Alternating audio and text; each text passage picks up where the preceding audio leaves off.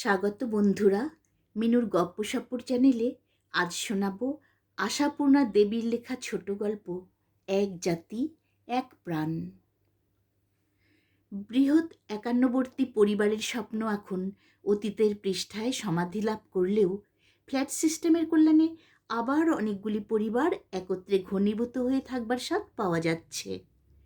অতএব ছোটরা খেলাধুলার, তরুণ তরুণীরা প্রেমে পড়ার ও বৃদ্ধেরা ধর্মচর্চার সুযোগ পাচ্ছে। সত্যহরিবাবু এমনই একটি বৃহৎ ফ্ল্যাট বাড়ির বাসিন্দা। প্রায় 7-8 বছর আছেন। এই বৃহৎ পরিবারের গৃহস্বামীদিগের মধ্যে অনেকের অপেক্ষাই বয়োজ্যেষ্ঠ ও শ্রদ্ধেয় ব্যক্তি। তিনি শান্ত, সভ্য, নম্র, কারো সাথে পাচে থাকেন না, বাজার দর নিয়ে হাহুতাশ করেন না। আলাপ আলোচনার ক্ষেত্রে ধর্মালোচনা বা পৃথিবীর কল্যাণ অকল্যাণ সম্পর্কিত আলোচনা তিনি ভালোবাসেন। এই ফ্ল্যাটে আসার আগেই সত্যহরিবাবু অবসর গ্রহণ করেছেন। অতএব যথারীতি সকালে প্রাতঃভ্রমণ এই সত্যহরিবাবুর নিত্যকর্ম পদ্ধতি। বাজার অভিযানে তার নিত্যসঙ্গী ছোকরা চাকর অপূর্ব।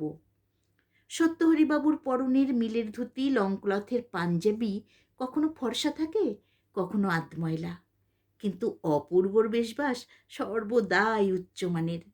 কাবুলি চপ্পল, হাওয়াই শার্ট ও নিভাজ পায়জামা পরিহিত এই চাকরটি ফ্ল্যাটবাড়ির অনেকেরই লক্ষণীয় ছিল।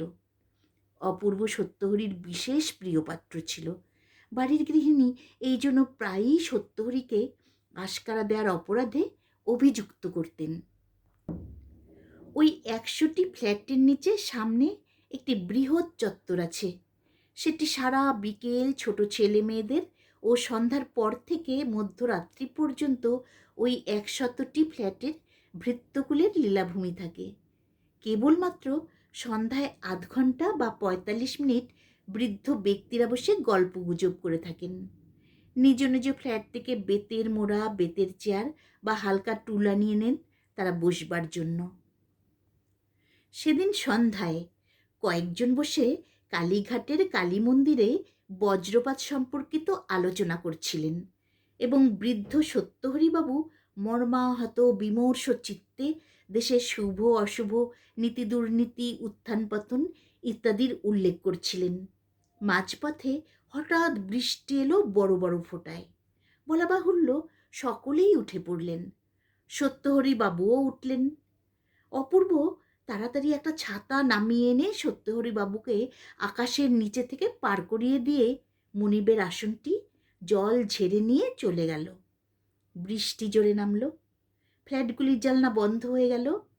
কার বাসায় এত রাত অবধি আলো জ্বলল তার হিসেব হলো না। কিন্তু পরদিন সকালবেলায় এই ফ্ল্যাট বাড়ির একটি ফ্ল্যাটের দরজায় যে আগুন লাগবে এমন অদ্ভুত হিসেবেও কারো ছিল না। তবু সেই হিসেব বহির্ভূত ব্যাপারই দেখা গেল সত্যহরির দরজায় আগুন। বলাই বাহুল্য, বাতায়ন খুলে যায় ঘরে ঘরে। ঘুম ভাঙা আঁখি ফোটে থরে থরে।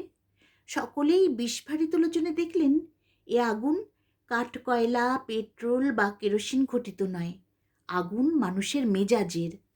ওই 100টি ফ্ল্যাটের গড়ে 1.5খানি, এক কোণে 1.5 কোটি সার্ভেন্ট তারও স্বরে সত্যহরিকে, তার বেচারি গরিব ভৃত্য অপূর্বকে 2 মাসের বেতন না দিয়ে তাড়িয়ে দেওয়ার জন্য ধিক্কার দিচ্ছে এবং প্রবল রবে ঘোষণা করছে, বাকি বেতন বাকি রাখলে বুড়োর আর কিছু বাকি রাখবে না তারা। বাবুদের ধোলাই দেবার কি সহজ উপায় আছে সে আলোচনাও রীতিমতো সরব হয়ে উঠেছে। 100টি ফ্ল্যাটের পুরুষ ও মহিলাকুল স্ব বাতায়ন ও বারান্দা থেকে চিত্রার্পিত পুত্তলিকাবৎ এই লোমহর্ষক দৃশ্যটি অবলোকন করতে লাগলেন এবং একযোগে বিটলে সত্যহরিকে ছি ধিক্কার করতে লাগলেন। জীবনে বহু বারের পর আরও একবার স্বীকার করলেন তারা, মানুষ চেনা দায়। বুড়ো দেখাতো যেন কতই ভদ্র, সভ্য, ধর্মজ্ঞানী, অথচ যত দূর নয় অভদ্র, অসভ্য, অধার্মিক, নচেত গরিবকে খাটিয়ে পয়সা মারে। অপূর্বর অভিযোগ অসত্য হওয়া সম্ভব সেটা অবশ্য মাথায় এলো না কারুর। অপূর্বর স্বজাতিকুল এবং সত্যহরির স্বজাতিকুল, এই দুই কুলই সত্যহরির নীচতায় ক্ষুব্ধ হয়ে উঠল। সত্যহরি ওই অগ্নির জনতার সামনে দাঁড়িয়ে ব্যাকুল চিৎকারে বোঝাতে চেষ্টা করলেন, অপূর্বর অভিযোগ সর্বৈব মিথ্যা। বকুনি খেয়ে তেজ দেখিয়ে কাজ ছেড়ে দিয়ে এই রোল তুলেছে। কেউ সে কথায় কর্ণপাত করল না। রুপিয়া লে আও, তাঙ্কা দিয়া, মানি মানি, টাকা ছাড়ুন দাদু ইত্যাদি বহু কণ্ঠ নিঃসৃত বহু ভাষার নিচে চাপা পড়ে গেল সত্যহরির কণ্ঠ। এতগুলি ফ্ল্যাটে ভারতের সমস্ত প্রদেশ ও বাংলার সমস্ত জেলা থেকে রুটি সন্ধানকারীর দল এসে জুটবে, এটা স্বাভাবিক। কাজেই সত্যহরির একত্রে এতগুলি ভাষার সম্মিলিত জাতীয় সঙ্গীত শোনবার সৌভাগ্য হলো। ভারতবাসী যে এক জাতি এক প্রাণ, সেটাও প্রমাণিত হলো।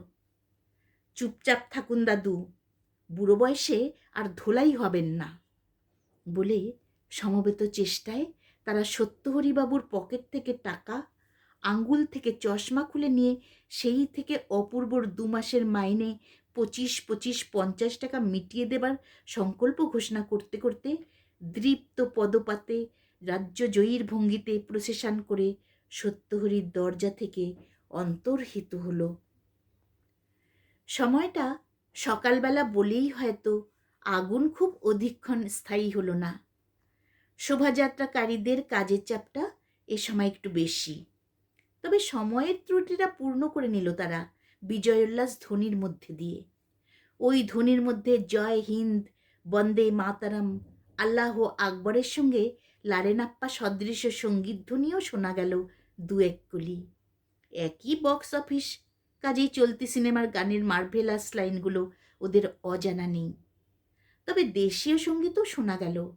ভুল করে ফুল ছুড়লি কেন রাই বলে যে ছোকরা কোনো একটা নম্বরে ঢুকে গেল, তার গলাটা দিব্যি সুরেলা।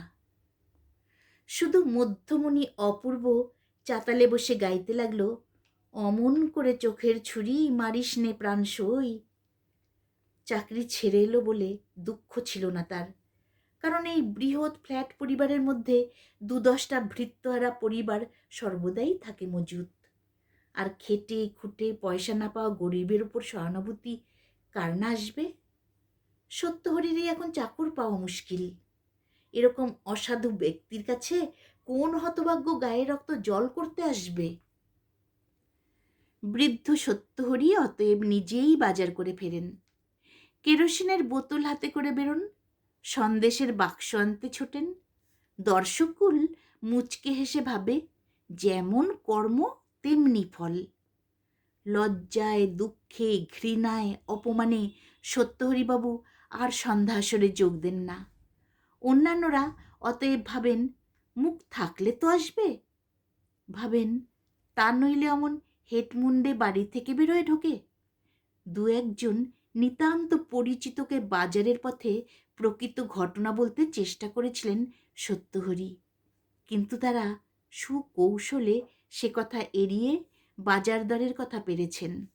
আর অবশ্য চেষ্টা করেননি সত্যহরি। আজকাল একটু দূর পথে অন্য বাজারে যাচ্ছেন তিনি, কারণ অপূর্ব হাওয়াই শার্টের কলার ও বিড়ির ধোঁয়া উড়িয়ে পাশের ফ্ল্যাটের মেম সাহেবের সঙ্গে বাজারে ঘুরতে আসে, ঠিক যখন সত্যহরি বাজারে যান।